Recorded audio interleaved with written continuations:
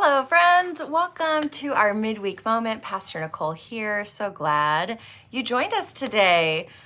Well, this weekend we continued on in our sermon series, Bad Blood, exploring why forgiveness matters. And this weekend we talked about how it happens. How does forgiveness happen? And we looked at the Book of Forgiving by Desmond and Mpotutu, and we talked about their fourfold path of forgiving and how once we choose the path of forgiveness rather than the path of revenge, there are four things that we cycle through in order to find ourselves at the end of the path of forgiveness.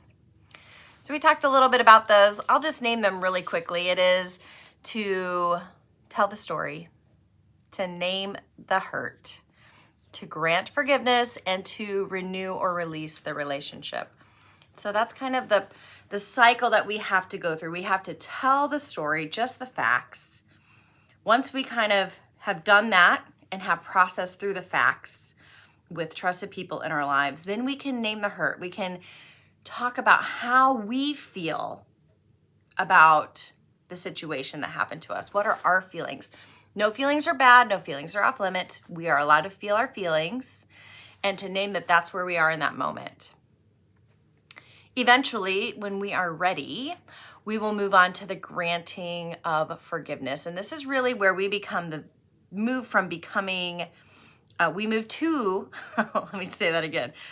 We move from being the victim in the situation to becoming the hero of our story.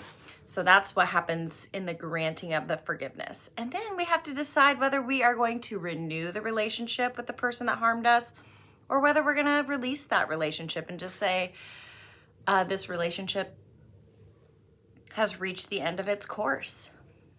So that's the fourfold path of forgiveness. Now, I had somebody ask me, what happens if I'm not ready to forgive? Like, I know I'll get there eventually, but right now I'm not ready. I can't even think about being ready. I don't even want to pray to be ready. And first, I would just say, that's okay. It's okay to find yourself in that space. People find themselves in that space, and sometimes you'll be in that space for a short amount of time. Sometimes you'll be in that space for a long amount of time. Just kind of depends on the situation, the depth of hurt, the depth of pain, and maybe even who it was that caused that pain. Was it somebody you really loved and trusted, or was it somebody that you didn't even really know? So all of those things kind of factor in. But what I would say is, if you find yourself in that position of not being able to be at the point of wanting, even thinking about starting down the path of forgiveness, I think we still have to pray. And I think we talked about this last week in the midweek moment. We can pray, God, help me to want to be ready, right? Not, Lord, help me to be ready, but help me to want to be ready. It's like a pre-step to being ready, right? And that's an okay prayer to pray. And we may have to pray that prayer a long time, and you may not feel any movement for a while, and that's okay. The other thing that you can do is to stay off of the revenge cycle, which the tutus talk about, and make sure that you're in the forgiveness cycle, is to start with those first two steps.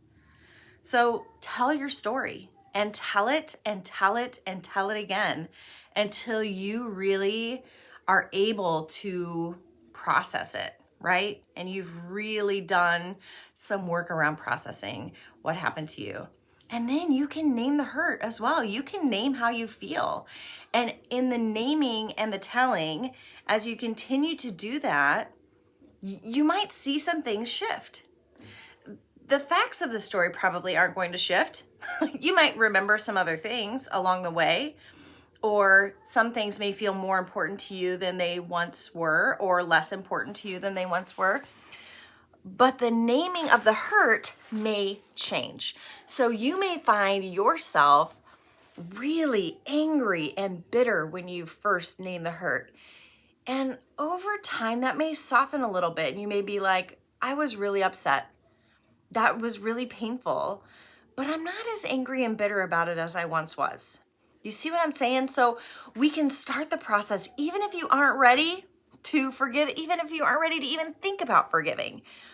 We can still start the process so that when it is time, you've done the hard work of beginning that fourfold path. I know that there are a lot of people who aren't ready to forgive what's happened to them, and that is okay. Nobody says you have to forgive like that. Jesus doesn't say, hey, you have to forgive within 30 seconds when somebody hurts you or when somebody asks for forgiveness. No, because that's not how it works. It's okay for it to take time. It is in that time that the processing and the hard work is being done. And it's okay that it's going to take a length of time, because it's just not a reality that everybody can forgive quickly or easily. Sometimes when we forgive too quickly or easily, we're not actually forgiving. We just think that we are. So if you feel like you are stuck in a place of unforgiveness, don't beat yourself up, okay? It's all right. It's a very human way of feeling, especially if that pain is really deep. But don't give up on forgiveness, okay? You may not be ready, but pray that someday you will be ready. Pray that God will make a path in your heart, make a way where there just doesn't seem to be a way. That is a great place to do some work if you're not ready to forgive yet. It will happen if you continue to pray, continue to process, continue to work through it. So tell that story, name that hurt, and don't worry about the forgiveness part. It will come in time. Worry about doing the other 2 steps first. You'll get there. All right, well, I hope you'll join us this weekend as we finish up our sermon series on forgiveness, as we talk about why forgiveness matters. We've talked about what it is, what it isn't, how it happens, but why does it matter? Like, why do we have to do all this hard work? What is the point? So I hope you'll join us for that. And I hope you have a great rest of your week. If you are in the Midwest and maybe even in the South, it's cold. So stay warm, be safe out there, and hope to see y'all this weekend, whether in person or online. Take care. Bye.